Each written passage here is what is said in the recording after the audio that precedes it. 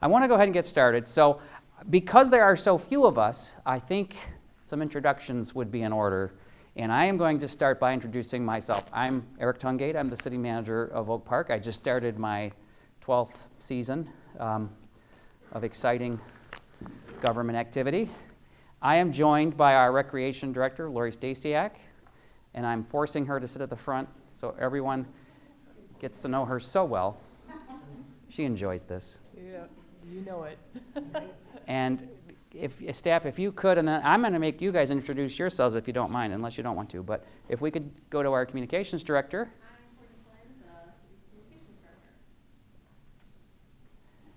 I'm Jess Oliver. I am a recreation coordinator for the recreation department. Kimberly Maroney, municipal services director. David Gossett, director of public works. Okay. Sarah Sherman, resident, and on the elections commission.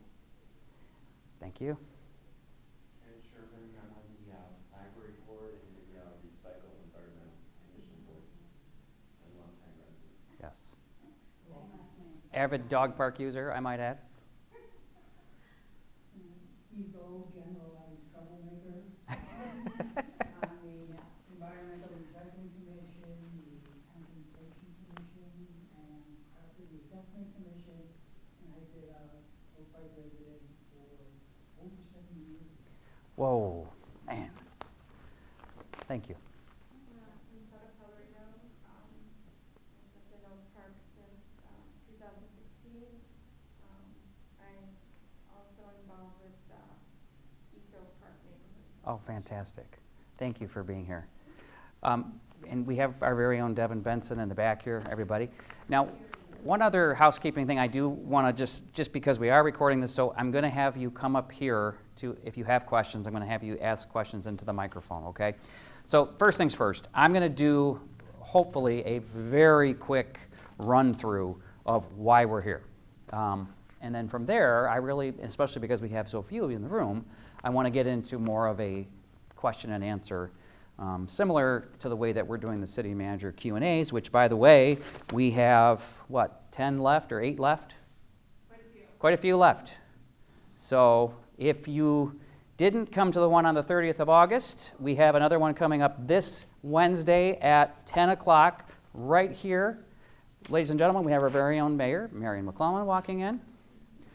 But we have one on September 20th as well, and it will be also be in this room. I am actually doing some of them in the parks. Best Park on October 11th, Rothstein Park on October 18th, and Key Park on October 25th. We also have, how many more of these now? Is it quite a few? More of these. So we have the first event we had, and how many of you participated in the tailgate event last Thursday? There we go. Good stuff? Oh, amazing. Great stuff.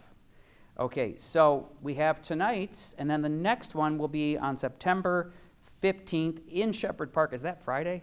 Mm-hmm. Friday at 11:30, and is this the one you are doing or I am doing? Or I'm doing it, okay. By the way, some of the town halls Lori will be coordinating and doing, because I think it's important that you hear from our recreation director, who is the expert on recreation. Okay, so let's dive right in. So proposal 23-1 is the recreation millage proposal proposition for 2.4033 mills. And the second one is 23-2, and this is for the bonds, to issue bonds. Okay, so it's a general obligation bonding proposition. Next slide, please. So how did we get here? We got here throughout the last year and a half, really, where we went out to the public and we said, we think that our parks and recreation amenities need an upgrade. What do you think? And so we spent over a year talking to our citizens, doing surveys, having community visioning sessions, etc. We even hired a consultant to help direct all of this. And the things that you see, and I'm not going to read all of those, I'm going to focus on a couple of them, but things that you see here in the middle are some of the priorities that came about. I mean, obviously, one of the priorities was a new community center. And if you have a new community center, you have to have an indoor track and an indoor swimming pool and trails and fitness, wellness, and cultural programming. and all of those rest of those things. Public restrooms too, by the way. So in order for us to offer those amenities, it's very simple. We need a way to pay for those amenities.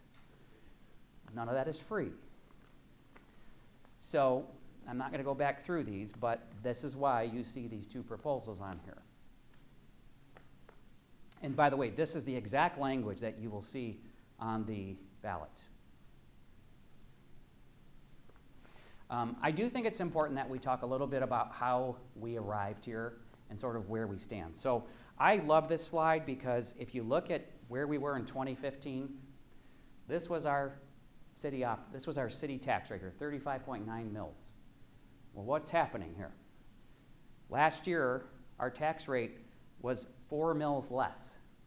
Why is that? It's because of the Headley rollback. And we've refinanced debt, including the debt that we issued to build the building we're sitting in right now. So we're paying 4 mils less than we were in 2015, even though our taxable values have gone up because property values have increased. Okay.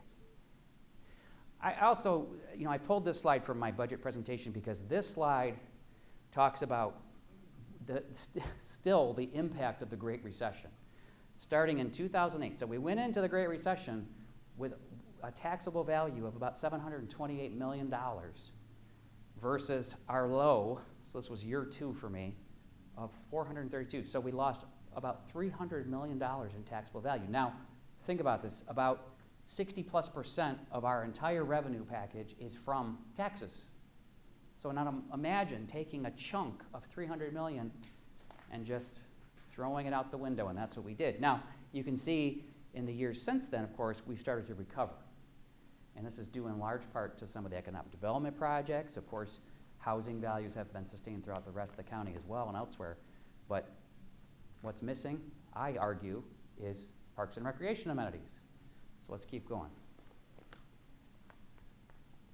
Also, I think it's important that you know that, as I harp on all the time, people don't realize since 2002, about $27.5 million of money that we would have otherwise seen has been redirected and appropriated in the state budget elsewhere. And this number is staggering, about $8 billion statewide, vast majority of which to the city of Detroit, by the way. Also, if you're counting on federal COVID assistance, that's over. And also wage and market rate of inflation are just out of control, as I'm sure you all know. Obviously, inflation is starting to come back into sort of a normal situation, but it's been a couple years coming now. So we're dealing with all of those market factors, trying to employ our workforce, hiring vendors, whatever it may be. All these costs are going up exponentially, and our funding sources aren't doing the same. So somehow, some way, we have to pay for that stuff. I hopefully, and I don't know if you can see this up there, but if you look, this slide is important because what this does is show you where do we compare with the communities around us in southeast Oakland County. And so Huntington Woods, a taxpayer in Huntington Woods spends about $360 a year on average for parks and recreation amenities versus a taxpayer here who spends $38 or so per year on the same amenities. And the average, if you take all these and average it out, the average is about $143 per year versus the $38 we're spending on average per taxpayer here.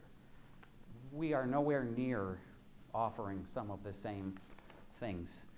And forget about Huntington Woods, because I know a lot of people think their stuff is great. Look at just some of our more comparative cities. Look at Madison Heights. Madison Heights has almost the exact same population size as we do. And look at what their taxpayers are paying versus ours. And you start to see the real lack thereof. Okay, so now let's get into some of the nitty-gritty here. So everybody knows the space between the City Hall and the library over here. And this is that space. So Oak Park Boulevard is right here. So this is what we're calling the event hub and amphitheater, memorial garden, and so forth. We're also saying in this area there could be, and these are all speculative, of course. These are all drafts, but I wanted to at least give you an idea of what we're talking about. we would have a place here for our farmers market. Now, many of you have gone to our farmers markets. You know that it's getting more and more successful. Well, we don't have a location for it. Right now, we're using the high school parking lot for our, and I think they've told us that we can only do it for 1 more year, so we need a permanent location. Well, our thinking is, you know what? Let's look at a year-round indoor space with a commercial kitchen that can host, different events and activities with a patio and an open space for the public, trails. And then down here, we're thinking, you know what? Possibly we could build an amphitheater, which, by the way, we don't have one. We don't have any performance space in our community. Not one. So that's the event hub. And by the way, the most important thing about all of this is this number right here. So we think this is going to cost about $8.3 million, and we've secured about $5.75 million of that through grants and other contributions. So that's money that if we do this, and I think we could probably do this without either one of those proposals passing, hypothetically, because the staff has gone out and raised about $5.75 million in the form of grants to do so, which is amazing. It's absolutely amazing. So proud of that. So proud of the staff. I'm going to quickly go through each one of the parks, of the 6 parks, but I just want you to get an idea. These are conceptual. These are not final. It's not.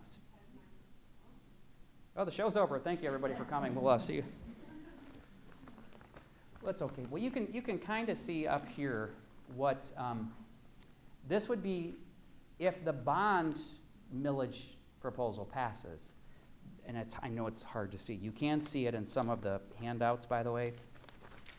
But there it is. So this is kind of, if this is Oak Park Boulevard, this is where the outdoor pool is currently.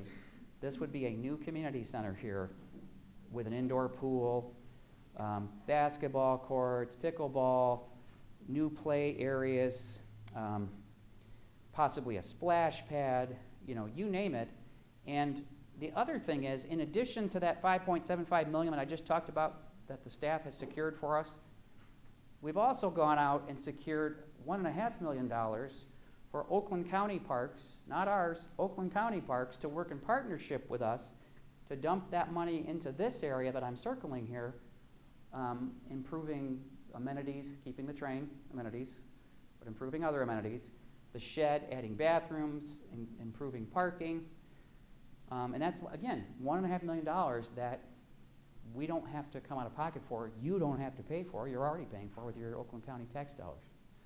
But this gives you kind of an overview of what could possibly happen just west of this campus right here. And then, of course, you'll note that the ice arena is gone in this rendering.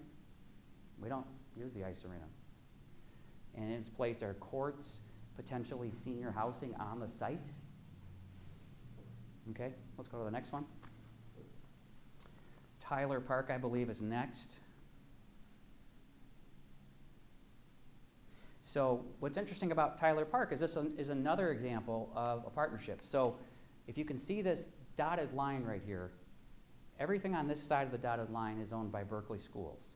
So Berkeley Schools, what just happened? They just got a millage approved, and they're going to be putting quite a bit of money into this area right here. In fact, this is going to be their varsity softball field here. They're going to put lights and stands and dugouts and everything else. Well, everything from here up is us. So you look at some of the improvements that we could possibly do in cooperation. A shed, play structure areas, of course this trail, which you'll note in almost every single one of the parks that we're proposing, there will be this walking path set up here, which also, right, that came up, every park. That was one of the top things that came up in the visioning sessions. Best Park. This one's interesting, and I wanted to talk about this specifically because you'll note in Best Park there's sort of this forested tree canopy area in Best Park. Well, we've seen this again, draft concept, of course, but we've seen this sort of elevated trail set up in other parks and other areas. And we thought, wow, how cool would that be that, in addition to a new walking path and some other playground amenities up here, maybe a elevated walking trail that goes throughout that forested area and opens that up. Dewey Park, it's a similar story. So you have pickleball courts, fitness area, trail system, what else? Basketball courts, exercise stations. Key Park, very, very similar, except that the amenities are right off the parking lot where it exists today. And then, of course, pickleball courts, which is another thing, pickleball. Play amenities, basketball courts, and of course the trail again throughout. And then Rothstein's a little bit more difficult just because it's over top of the freeway. But you'll note that there's improved trails in here, children's adventure play area. We even have talked about a pollinator garden and a fitness hill where kids could sled. And then of course a feature in the center. There's limitations, though, like I said, because it's over top of the freeway. And then the trail system. I don't want to spend a terrible amount of time on this, but I do think it's interesting. The trail system that we've talked about rose right to the top of our community visioning sessions, which I did not expect. I always thought this was a great thing, but turns out so did our community. But one of the things that you'll note in our community, if you're familiar with this area that I'm pointing to, there's a buffer, a green space buffer between some of our neighborhoods and the industrial areas adjacent to them. And so the idea would be to interconnect those areas and turn it into a community trail system. And you'll see this happening in other communities. Detroit's got the most noticed trail system, of course, but you'll see that same kind of concept. And of course, at a later point, you could see this possibly connecting into the Detroit Lewis Greenway, or the Joe Louis Greenway and the Detroit Zoo, among other things too. Okay, so let's get into the what does it mean for you slide. This is just right at you here. So if our voters approve the 2.4 mil Headley override proposal per month, this is for you, $9.30 per month for the average Oak Park taxpayer. So how much do you pay for your gym membership right now? 2 lattes. 2 lattes. I don't have a You're saying $100. Okay, I like that. But if you had a gym membership, how much? You have a dog, there you go. How much do you pay for your dog per month? But far less than a gym membership. Or McDonald's. Or McDonald's, right. Can't get McDonald's anymore for less than But if you're going to McDonald's, you need a gym membership, so it's both. And Yeah. healthier. And healthier. But I think also, now, these are not the same, obviously. So what's important to notice that the second proposal, number 2, is if we don't pass this one, we don't build a community center. We won't have the funds to do it. So this is almost exclusively for the purposes of building the community center, and I showed you that diagram. But that's going to cost the average Oak Park taxpayer about $15 per month. And here again, it's going to have very similar amenities, and then some. Bless you. One of the things that I think is the most exciting about the possibility of the community center is a year-round community pool, which I don't know how many of you folks are using our pool in the summer, but it's a popular attraction. And the thought of having that year-round is great. Yes, sir. The pictures you showed of all the improvements of the parks. Yeah. Does that fall under the Headley or the bond? Mostly going to fall under the Headley because the bond proposal, as I mentioned, is mostly for the community center. Now, I want to be clear here because this is where it gets a little muddied up.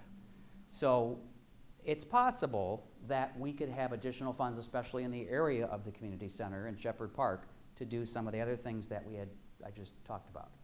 Okay, but this one, to do the other parks, predominantly is this one is the majority payer of those.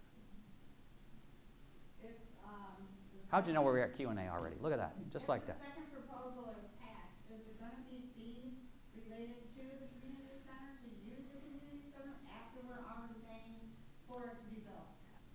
We don't know the answer to that, but I would say it's likely, and don't hold me to this, because until we know what the voters want, well, we're not going to go put all this effort into something that we don't know yet. But I would say that it'll likely be, and Lori, correct me if I'm wrong, where it is like it is now, where our taxpayers will pay for programmed activities, what you do now in the current community center, and quite a few of the other amenities will be accessible by our residents.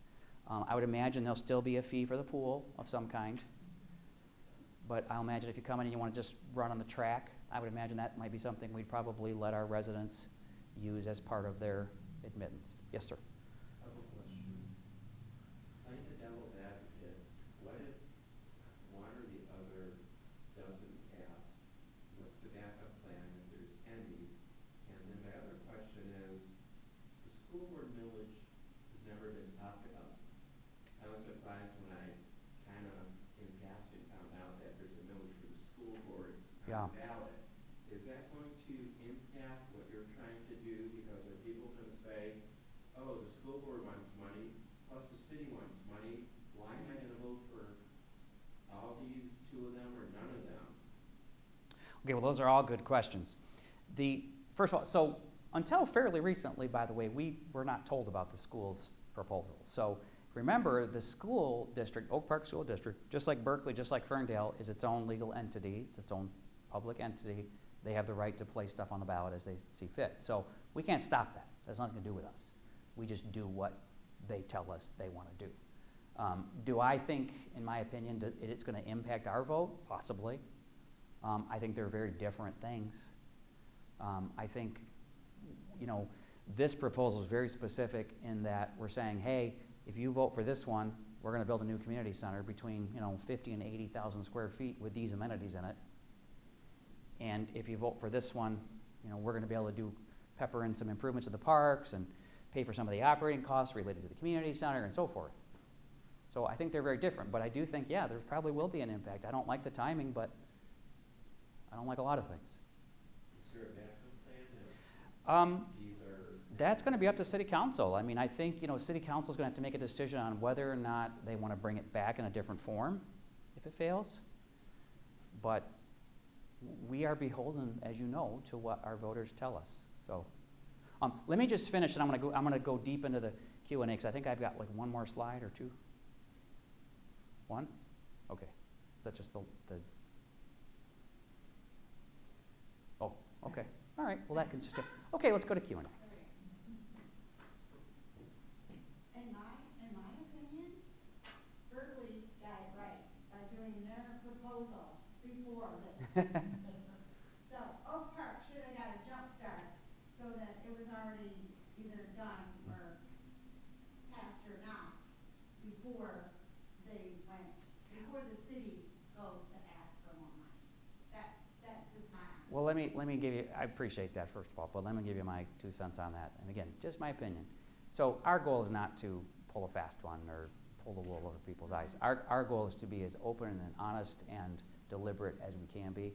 And so, look, we're beholden to our residents. If they vote no, they vote no. That's the way it works. We're in a democracy here. So, is the timing perfect? Well, I'll be honest with you, Berkeley came to us long ago and said they were going to put that on the ballot when they did. So we didn't want to interfere with them. Yes, sir. 2 questions. First one is, could you clarify, because I suspect not everybody really understands the difference between a Headley override, exactly what that is, Mhm. and a bond proposal. Mhm. People just see, 2 million, 2 million Yeah. here, 4 million. What's the difference? Well, and this is, I don't want to get too deep in the weeds because I don't want to lose people on this, because we could talk for 2 days about Headley and Proposal A and all those stuff that goes with that. But so the Headley override proposal is an operating millage. Okay, so it means that we have X amount of room within the cap, because as I showed you, our millage rate has gone down almost 4 mils over the last 7 or so years. So we have X amount of room to work with, where we can go to the voters and say, you know what, we want to ask you to allow us to tax you up to the cap this amount, so we can generate 2.4033 mils of money that we can use for Parks and Recreation and some operating costs associated. The other one, though, is very specific. We're saying to you, very specifically, voters, we want your permission to issue bonds to issue, $44 million or whatever it is in debt, so that we can go out and capitalize this project and build this brand new facility between 50 and 80,000 square feet.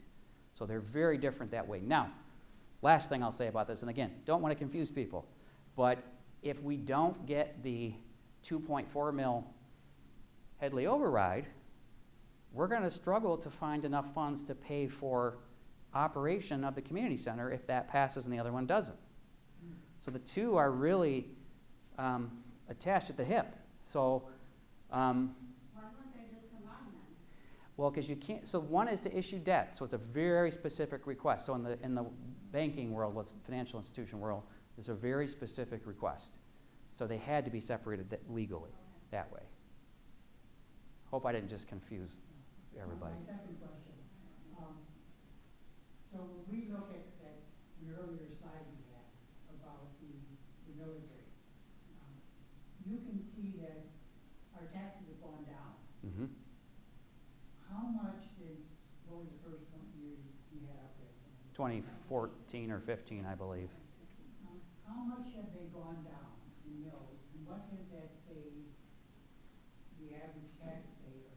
So could this request that we're making now, we're not really asking for new taxes, we're just restoring some of the income we used to have? Well, I wish we could say that, but I want to be completely honest. So we are asking for new taxes. So it's not a direct offset, in other words. And and I'm guesstimating here because I don't have those figures off the top of my head, but we're on a net basis, we're probably asking for 2 or 3 mils net versus where we used to be. So if you just do the math, you got the 4 mils and the 2.4033. So do the math there. That's 2 to 3 mils of additional that we're asking for. I mean, we've saved the taxpayer a lot of money. Yeah. If you look at that slide behind you. Yeah. The city has managed to save the taxpayer a lot of money. It seems to me We like to that- save money for you guys. That's our job. But it's funny, I just want to say this too. So it's not just been the Headley rollback that's affected that. It's also been our proactive approach to refinancing debt and at a lower rate. And I have to tell the story, Mayor, you know the story all too well, but when back in 2016, I think it was, we went out and refinanced a debt issue that we got, I think it was 1.87%. And the debt had been issued at 6% So all that, the difference was savings for you guys. Because again, that situation was very similar to the bond obligation, the bond proposal request, which is you issue the debt, whatever it costs to debt service it is what you're paying. So if we're refinancing at a lower rate, you're paying lower taxes because it costs less to pay that debt service. Right, but if I have a house and I need repairs, and I get them done at a much lower rate, the cost of my repairs has been lower. And so now I have money which I budgeted for repairs but I didn't use. It makes me think, well, gee, if I need to do some home improvements, I can do it. Because I've saved money in the past, and I see this as sort of that same thing. The city has saved us money by financial management and by refinancing and all that stuff. And now in a way, you're not legally, but in a way, conceptually to me, you're just asking for a little bit of savings back. Well, I appreciate you saying that. And, I can tell you, and I think, it's not like when I say we, I guess, the mayor and I think, have been in office this whole time in the city's recovery. We've taken every step we could to save the city money. And we just talked about refinancing debt. We have not renewed taxes since the Public Act 345 request back in 2013 and 2012. And in addition to that, I want to give one more example, which is probably the largest of the examples, is our healthcare costs. We've saved millions of dollars in healthcare costs here, and that's money that we didn't have to pay for out of pocket because we were saving with being self-funded and having a wellness center and so forth. But my point is, we're doing everything we possibly can, And it would be one thing, and I can't tell you how to vote for this either, by the way. It's against the law for me to do that. I can just give you information. But one piece of information I'll give you is that we are being as fiscally sound and aggressive as anybody can possibly be. So if one or both of these pass, obviously you're going to need to increase city staffing to operate these, facilities Yep. and wherever. Do you know how much staffing, how much that's gonna cost? Because I haven't heard that talked about. I've heard everything else talked about. It's a great question, Ken. Nobody's Yeah. talked about Yeah. how many people you're gonna need to hire. Yeah. Remember, that's gonna be the case to operate, Yep. all this, and what's gonna cost the city and the taxpayers. Lori, do you want to take a shot at that, or do you want me to answer that? Well, I'll start. We've done a lot of homework. We've gone to other facilities,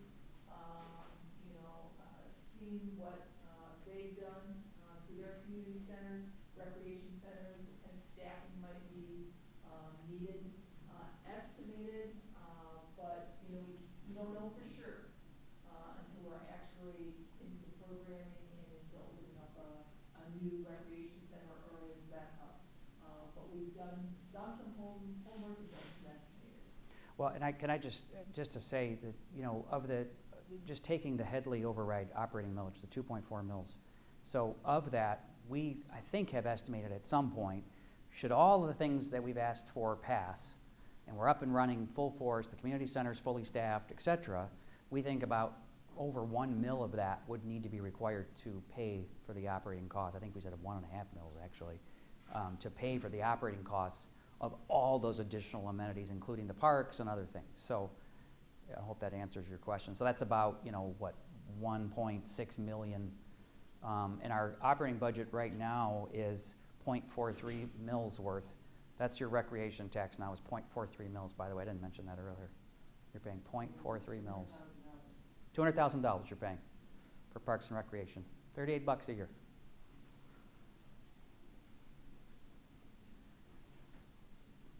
Someone asked me at the city manager Q&A, why did we think that parks and recreation should be the top priority of the city? And I'll give you my 2 cents on that. So I think that, my answer earlier was that we're a bedroom community. We're not a downtown center. We're not trying to attract office high-rises or anything like that. We're trying to be a after-5 community. When you come home from work, or in the last few years, you're working from home, you have all of the top amenities in your neighborhood that competes with all the cities around us. And if you've looked at the cities around us, I gotta tell you, I was just down the Southwest Greenway the other day, down by the train station. You've seen, right? Have you been to Rochester and seen the Innovation Hills project? That's what they're doing. So we are our parks and the land that those parks take up are wonderful. There's nothing in them on a comparative basis. And I think we have to take a hard look at this and say, what kind of a community do we want to be? Do we want to have trails in all of our parks? And I can tell you, speaking of trails, that this trail system over here in Shepherd Park, you guys are familiar with, I know you are. Do we know how many people use that per day? Lots, right? At any time during the day, you can go out there, you can walk, run, bike. At any time during the day, you can go out there and see people walk, bike, have a stroller, and just enjoying the park. It's great to see our seniors, our young people, our families, everybody's out there. And I want to just another sidebar here, but part of my answer to that question I posed a moment ago was I remember when, you all have heard of Campus Martius Park, right? Remember when they built that in 2001 or 2, I think it was? And everybody said, oh my gosh, you're taking away traffic lanes and you're going to screw up traffic and parking and don't do it. No one wants to park there. Have you noticed what's going on there? Kind of a big deal. It's the #1 park in the country 2 years in a row now, USA Today. The Riverwalk's the #1 Riverwalk in the country. It's the programming in that park. Now, that park is, I don't even know how big is it, an acre maybe? Not even, probably. Very small space. It's a park. That's what, in the world we live in today, that's what a park can do. If you go out to Innovation Hills in Rochester, there are cars lined up. I think is it Squirrel Road? What is that road? Squirrel Road? You know Squirrel Road? Okay. Squirrel Road, their cars are jam-packed to go to the park. So I think we've got to deprogram a little bit and start to think about what those kinds of amenities could do for our community. So what does it do for our community with a completely new community center right over here? What does it do for the taxable values and the market values of these homes right here? It skyrockets them. And if you don't believe me, by the way, ask the people along the 9 Mile Linear Park. Those property values have increased exponentially down there since we put that linear park in there. That's a fact. Everybody, thank you so much for everything. Thank you.